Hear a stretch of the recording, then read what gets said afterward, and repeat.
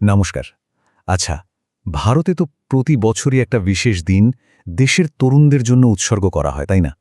দিনটা হলো জাতীয় যুব দিবস। তো চলুন আজকের আলোচনায় আমরা এই দিনটা কেন এত স্পেশাল, এর পেছনের গল্পটা ঠিক কী, সেই সবকিছু নিয়ে একটু বিস্তারিতভাবে জেনে নিই। চলুন তো একটা প্রশ্ন দিয়েই শুরু করি। 12ই জানুয়ারি এই তারিখটা নিয়ে কি কখনো ভেবে দেখেছেন ভারতের জন্য এটা ঠিক কেন এত গুরুত্বপূর্ণ একটা দিন? হতে পারে আপনাদের মধ্যে অনেকেই এর উত্তরটা জানেন, কিন্তু এর পেছনের পুরো গল্পটা, ওটা কিন্তু সত্যি দারুণ ইন্সপায়ারিং। হ্যাঁ, একদম ঠিক ধরেছেন। সহজ উত্তরটা হলো এই দিনটিই হচ্ছে ভারতের জাতীয় যুব দিবস। কিন্তু এখানেই কি গল্প শেষ? একদমই না।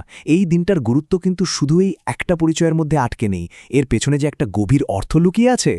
তাহলে চলুন আর দেরি না করে একেবারে মূল আলোচনায় ঢুকে পড়া যাক। প্রথমে একটু জেনে নিই এই দিনটা আসলে কি আর কার স্মরণে এটা পালন করা হয়।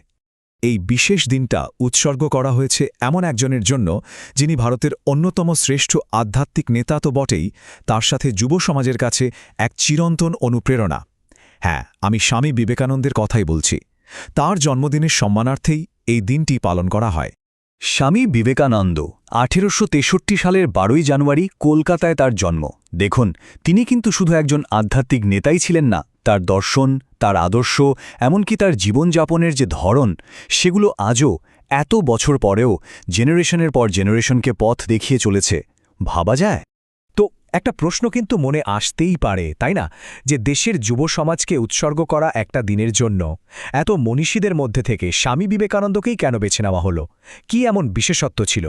চলুন এই বিষয়টার একটু গভীরে গিয়ে দেখি। আসলে এর উত্তরটা কিন্তু ভারত সরকারের অফিসিয়াল ঘোষণাতেই পাওয়া যায়।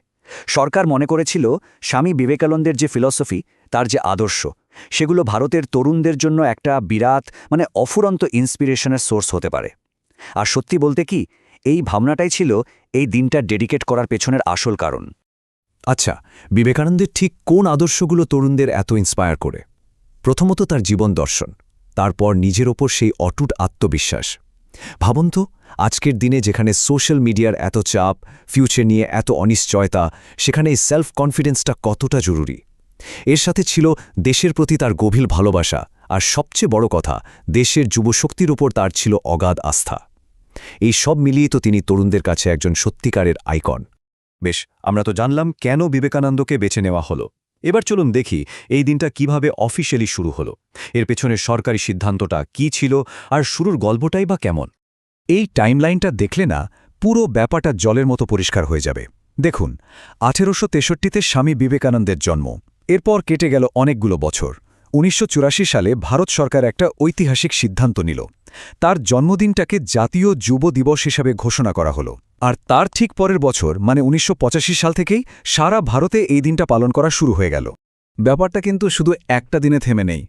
এই সেলিব্রেশনটাকে আরও বড় করে তোলার জন্য 12ই জানুয়ারি থেকে শুরু হওয়া পুরো সপ্তাহটাকেই জাতীয় যুব সপ্তাহ হিসেবে পালন করা হয়। মানে বুঝতেই পারছেন, এতে করে আরও বেশি করে বিভিন্ন অনুষ্ঠানের আয়োজন করা যায়।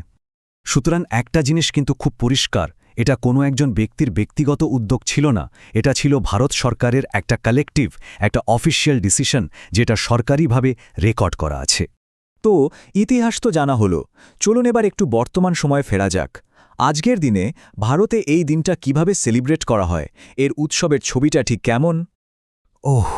এই দিনটা কিন্তু সারা দেশ জুড়ে দারুণ উৎসাহ আর উদ্দীপনার সাথে পালিত হয়। স্কুল কলেজে দেখবেন নানা রকম অনুষ্ঠান হচ্ছে, শোভাযাত্রা বেরোচ্ছে, বিভিন্ন ইউথ অর্গানাইজেশনগুলো কালচারাল প্রোগ্রাম, কুইজ, ডিবেট এসবের আয়োজন করে। আর সবচেয়ে বড় যে আয়োজনটা সেটা করে কেন্দ্রীয় সরকারের যুব বিষয়ক দফতর, ওটাকে বলা হয় জাতীয় যুব উৎসব। বেশ বড় মাপের একটা ব্যাপার। দেখতে দেখতে আমরা প্রায় শেষের দিকে চলে এসেছি। তো এতক্ষণ যা যা আলোচনা হলো তার মূল বার্তাটা কি, আর আজকের দিনে দাঁড়িয়ে এর প্রাসঙ্গিকতাই বা কতটুকু, এবার একটু সেটা নিয়ে ভাবা যাক। আচ্ছা, যারা পড়াশোনা করছেন বা পরীক্ষার প্রস্তুতি নিচ্ছেন, তাদের জন্য একটা ছোট্ট টিপস দিই। পুরো বিষয়টা মনে রাখার একটা দারুণ সহজ উপায় আছে।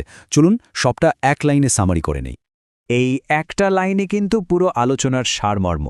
দেখুন, এখানে সব কিছুর উত্তর আছে। দিনটা কেন পালন করা হয়, কার স্মরণে করা হয়, আর কবে থেকে শুরু হলো। এই লাইনটা মনে রাখলেই কিন্তু আপনার পুরো কনসেপ্ট ক্লিয়ার হয়ে যাবে। আচ্ছা, শেষ করার আগে চলুন সবাই মিলে একটা প্রশ্ন নিয়ে ভাবি। আজকের এই দুনিয়াটা কত দ্রুত পাল্টাচ্ছে তাই না? তরুণরা রোজ নতুন নতুন চ্যালেঞ্জের মুখোমুখি হচ্ছে। এই রকম একটা সময় দাঁড়িয়ে স্বামী বিবেকানন্দের সে আত্মবিশ্বাস, সেবা আর শক্তির বার্তা, সেগুলো আজকের যুব সমাজের কাছে ঠিক কতটা প্রাসঙ্গিক? প্রশ্নটা কিন্তু আমি আপনাদের জন্যই রেখে গেলাম। এটা সত্যিই ভাবার মতো একটা বিষয়।